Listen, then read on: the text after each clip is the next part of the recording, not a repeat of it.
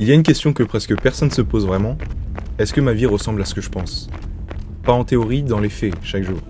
Marc Aurèle a gouverné le plus grand empire du monde depuis cette ville, et chaque soir, il écrivait pour lui-même. Des rappels, des injonctions. Fais ce que tu dis, vis ce que tu penses. Au 30e kilomètre, j'ai failli retirer les sandales. Et à ce moment-là, comment vous dire que j'ai compris quelque chose que j'avais jamais compris en lisant? 1 kilomètre plus tard. Marc Aurèle a pensé et gouverné depuis cette ville, Rome. Le stoïcisme est né en Grèce, par Zénon de Kition, 4 siècles avant notre ère, bien avant la naissance de Marc Aurèle. Pour faire court, Zénon de Kition, c'était un riche marchand qui perdit tout dans un naufrage, et suite à ça, il créa le stoïcisme. Et il dira cette fameuse phrase « J'ai fait grande fortune lorsque j'ai fait naufrage ». Donc le stoïcisme est né en Grèce, mais il a été vécu à Rome. Ce que j'aime avec les pensées pour moi-même de Marc Aurèle, c'est que c'est pas un traité philosophique, ce sont des notes personnelles d'un homme qui essaya de rester aligné. Fameux mot de notre génération, rester aligné. Mais voilà, tout ça pour dire que Marc Aurèle, l'homme le plus puissant du monde à son époque, écrit pour lui-même pour devenir une meilleure personne.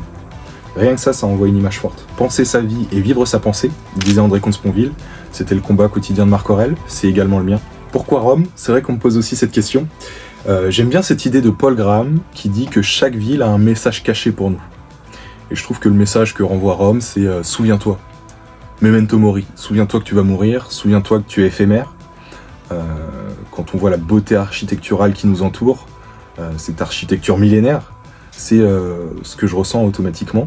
Ça fait un peu bateau de dire ça, mais voilà, c'est ce que je ressens en étant dans cette ville. Il y a une citation d'Ambroise de Milan que j'aime beaucoup. Il dit « Si tu es à Rome, vis comme les Romains. Si tu es ailleurs, vis comme on y vit. » Je me suis inspiré de ça pour faire le marathon en sandales. Il m'aurait juste fallu la petite toge romaine, comme Marc Aurèle. Mais non, je suis pas encore assez timbré pour faire ça. Peut-être l'année prochaine, qui sait. Non, plus sérieusement, pourquoi les sandales? C'est pas qu'un défi sportif, c'est pas du minimalisme pour la performance, montrer que je suis capable de courir un marathon en sandales. Non, c'est un acte délibéré. On en revient au même. Penser sa vie et vivre sa pensée. Je voulais courir avec le même rapport au sol que les anciens.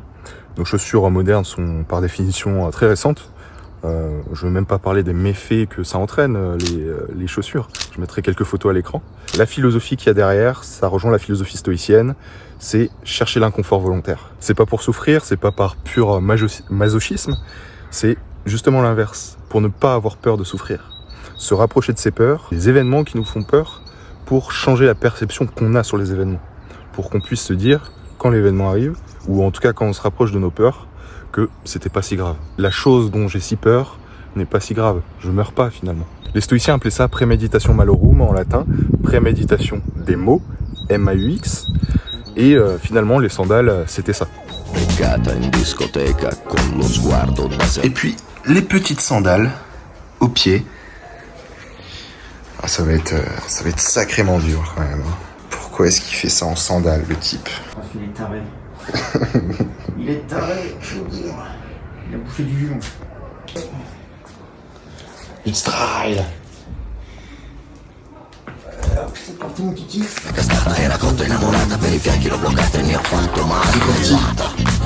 Marathon Rome. En claquette. C'est déjà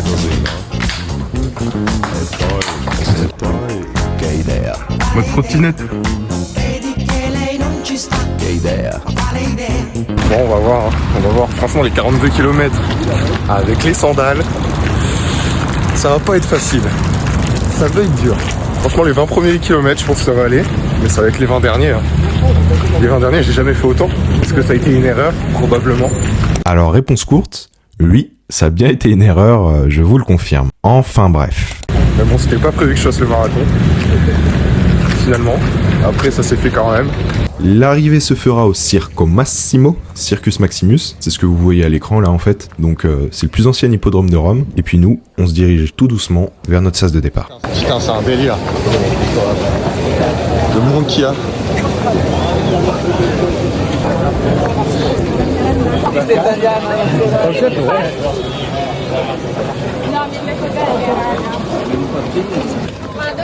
Les amis, 10 minutes. La banda musicale del Corpo di Polizia di Roma Capitale, diretta dal maestro e direttore Andrea Monaldi, eseguirà l'inno nazionale della Repubblica Italiana, cantato dal mezzosoprano Isabella Amati. En sandales, 10 minutes avant le départ. C'est parti.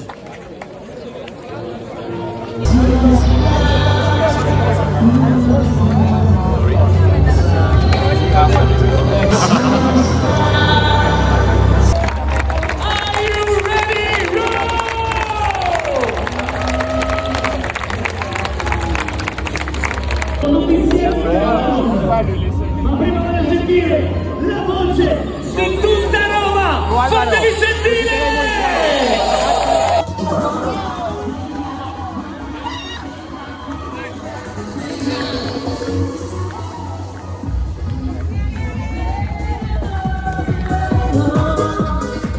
Oh non, non, non, non, non, non. Incroyable. C'est parti, la course est lancée, on passe devant le Forum de Trajan, l'un des 5 bons empereurs de Rome. Marc Aurèle est le dernier de cette lignée d'ailleurs, et moi je cours littéralement entre leurs monuments. Et donc ça c'est fou. La fougue de départ, attention, l'envie d'accélérer, de sentir que tout est possible. Est-ce que je suis parti trop vite? La réponse appartient à l'histoire, comme on dit. Putain, il y a trop de monde. Abusez le monde.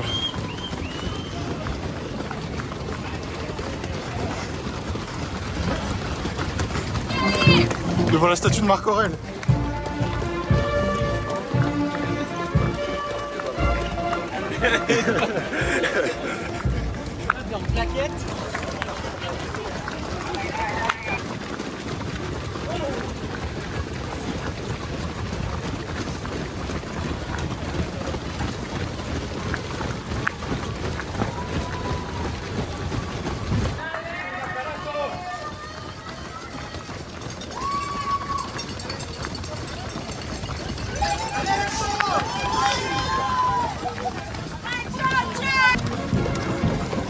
Ça c'est beau ça.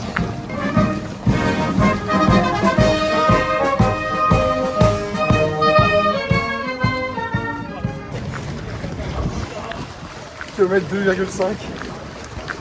En vrai, je le sens quand même dans les jambes. On a marché là pendant 3 jours. Je pense que c'était pas une bonne idée.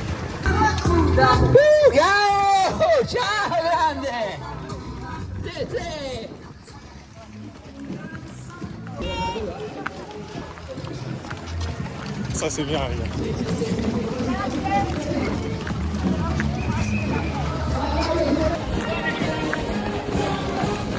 Kilomètre 6. On a passé le premier ravito. «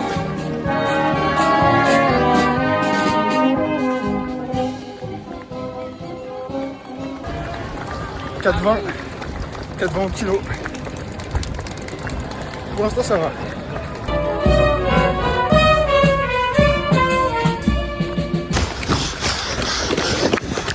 Les amis, ça fait 10 bornes. Bon, pour l'instant ça va. Même pas de courbature. Rien, c'est passé. On verra. Premier ravito. On est au 10 bornes en 42. Donc c'est pas mal. Un peu plus rapide, mais je le sens bien.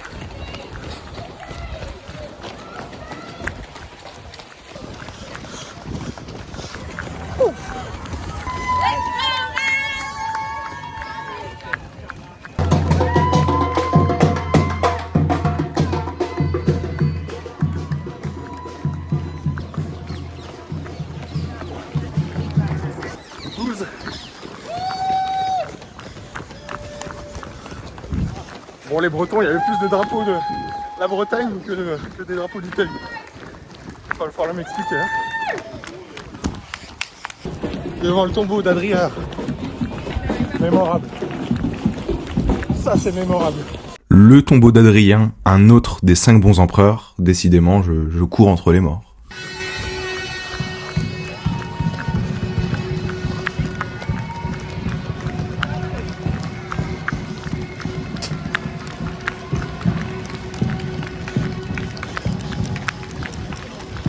Waouh, ça c'est beau les gars.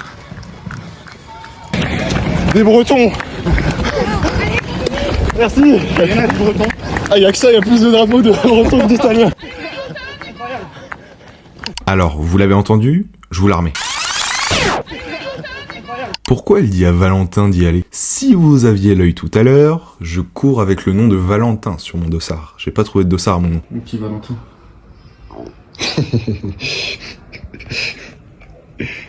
Et là, vous vous demandez, il n'avait pas prévu cette course, alors. Je vous le disais aussi tout à l'heure. Mais bon, c'était pas prévu que je fasse le marathon. Après, ça s'est fait quand même. J'étais pas censé partir à Rome, une amie s'est désistée, j'ai pris sa place et j'ai couru ce marathon. Une proposition aussi alléchante, je ne pouvais pas la refuser. Oh, des Lorrains! Des Lorrains, mais non! N'ayez pas peur de le dire, j'ai des yeux de lynx.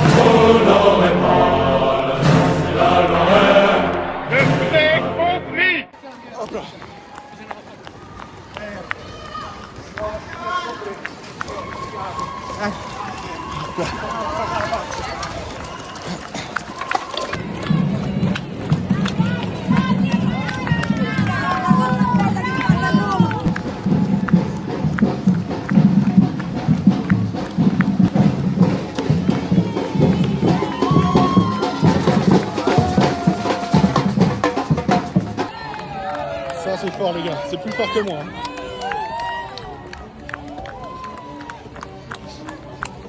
Ça, c'est fort, les gars. Pouah.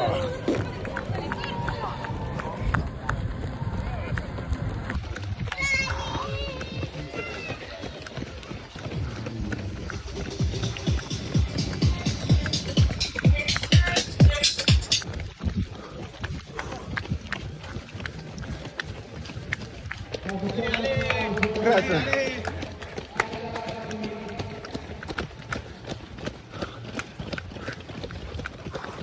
Bon, on peut abandonner le sub 3 heures.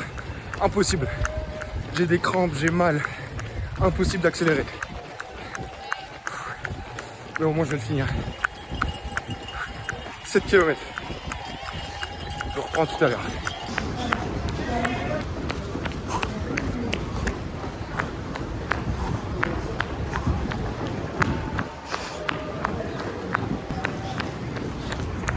Oh mon Dieu!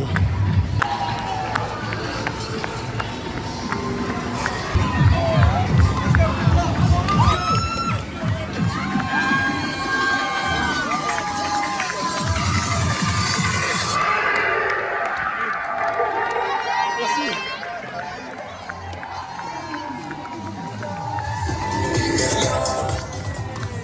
Grazie.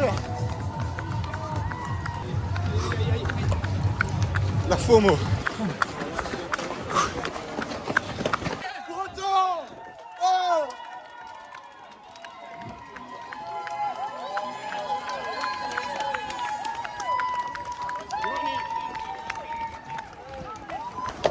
Oh! Oh!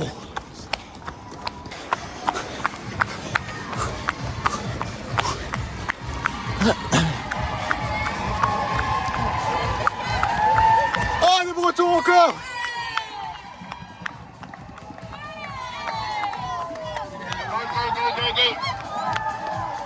Encore!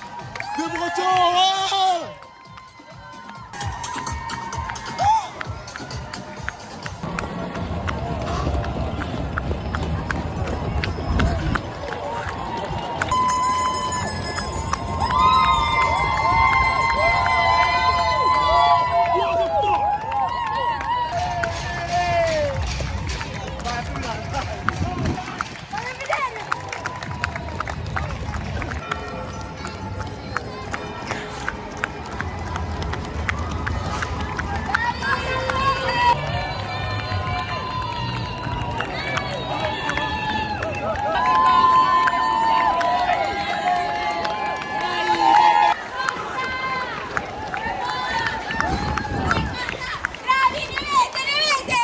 Il vient tout juste de passer devant la colonne de Marc Aurèle, j'ai pas eu le temps de sortir l'appareil photo, c'est tellement dur. Il reste 3 bornes interminables.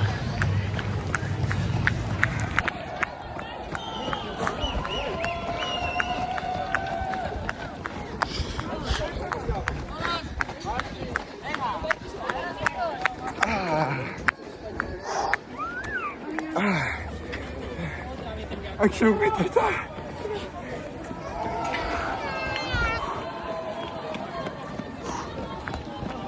Ah.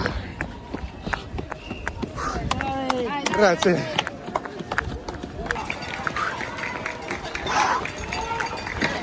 Là, juste devant Marc Aurèle.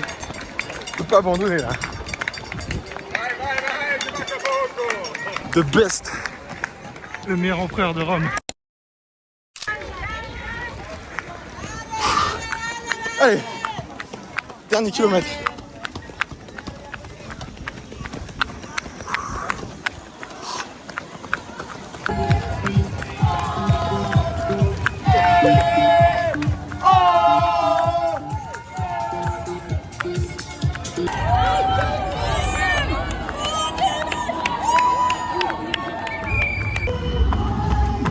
Oh, alléluia! Oh putain, enfin!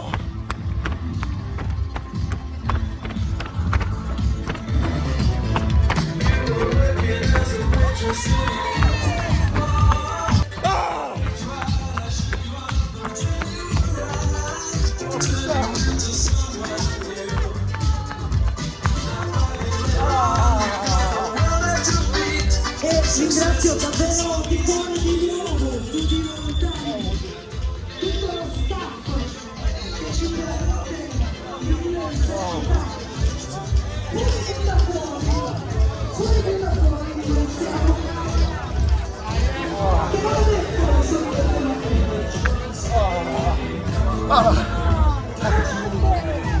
Don't worry, baby, don't worry.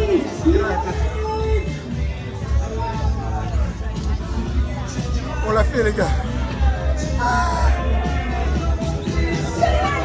Bon, âme sensible, passez les 10 prochaines secondes, l'état des pieds est déplorable. Putain, il se peut quoi voir, hein.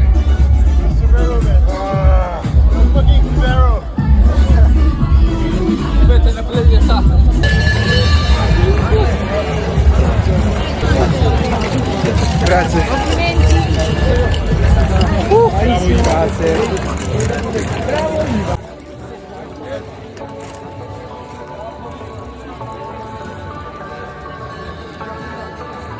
Les amis, on l'a fait.